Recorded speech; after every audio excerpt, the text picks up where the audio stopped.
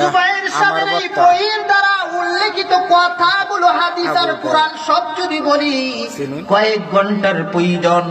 সংক্ষিপ্ত জীবনীটাকে বোঝানোর জন্য বলছি মুসলমান, ভালো করে বুঝুন। তেলাওয়াত করলে অনেক সময়ের দরকার, হাদিসের ইবারত করলে অনেক সময়ের দরকার। মোট বাংলা কথা বোঝানোর জন্যই বলেছি। ইতিহাস যদি জানতে চাও, নবীর ইতিহাস জানো। নিজের জীবন শুদ্ধ, পরিবারের জীবন শুদ্ধ, রাষ্ট্রের জিন্দেগিও শুদ্ধ।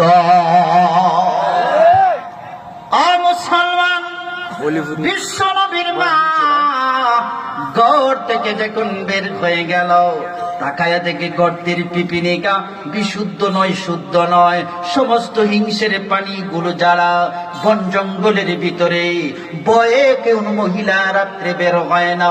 এই প্রাণীগুলো, বড় বড় প্রাণীগুলো জঙ্গল থেকে আহার হইয়া জিহ্বাগুলো বের করে নবীজির বাবার ঘরের দরজার সামনে। ধরতে ধরতে যখন আসে গর্তের পিপিলিকা, সব মানুষগুলো দেখা যায় এই প্রাণীগুলো দেখে দূর চেতুরান হয়ে গেল। কিন্তু বিশ্ব নবী মুসলমানের উম্মত, ভালো করে শুনো, নবীজির মা বড় চক্ষু বন্ধ করে ইহসানের নিয়তে পাথরের উপর দাঁড়াইয়া চোখের পানি ছেড়ে বলেন, এই হিংস্র প্রাণীরা, এই গর্তের পিপিলিকা, এই সমুদ্রের নিচের মাছ, সবার আওয়াজ আমি বুঝতে পারি না। এমন ভাবে চতুর্দিকে বেষ্টন করে মা আমেনার পা বরাবর দাঁড়াইয়া এমন ভাবে বলতেছে, মা আমেনা মহিলা বুঝতে পারে না, তাকাইয়া দেখতেছে। সব প্রাণীগুলো জিহ্বা বের করে বুঝাইতে চায়, আমেনা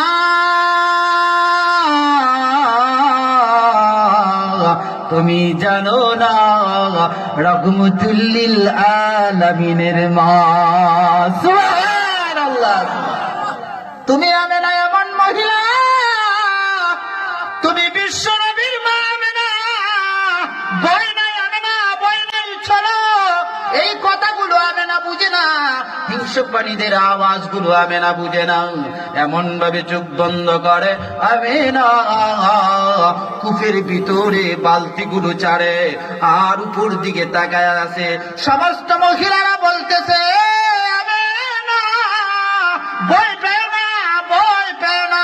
আমেনা মুস্কি হাসি দিয়ে বলে, না না না, আমি তো পাই নাই, কোনো অসুবিধা নাই আমার।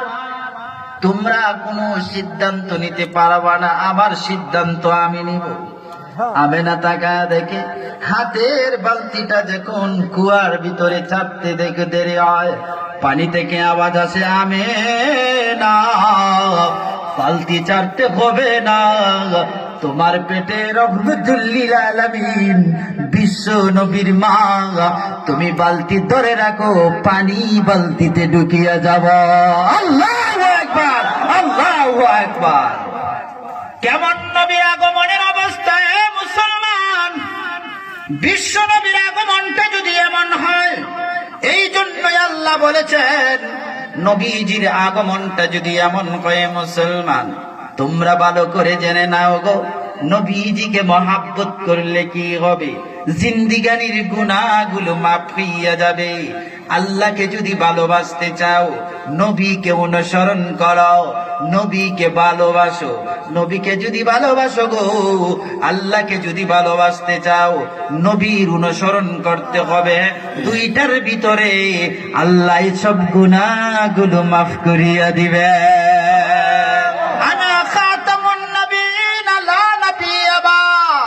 সর্বশ্রেষ্ঠ নবী, সর্বশ্রেষ্ঠ নবীর কথা, আমি সর্বশ্রেষ্ঠ নবী, আমার পরে আর কোন নবী আসবে না।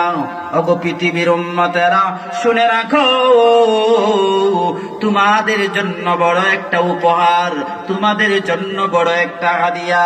আমি মুহাম্মদের সিরাতকে যারা ভালোবাসবে, সিরাতুন নবী অর্থ নবীজির জন্ম থেকে মৃত্যু সমস্ত জিন্দেগির ঘটনা। আল্লাহর নবীর সিরাত শুধু মিলাদ পড়লেই হবে না, সিরাত মানতে হবে। এই জন্য আল্লাহর নবী বলেন, নবীজি কথাটাই বোঝাইতে চান।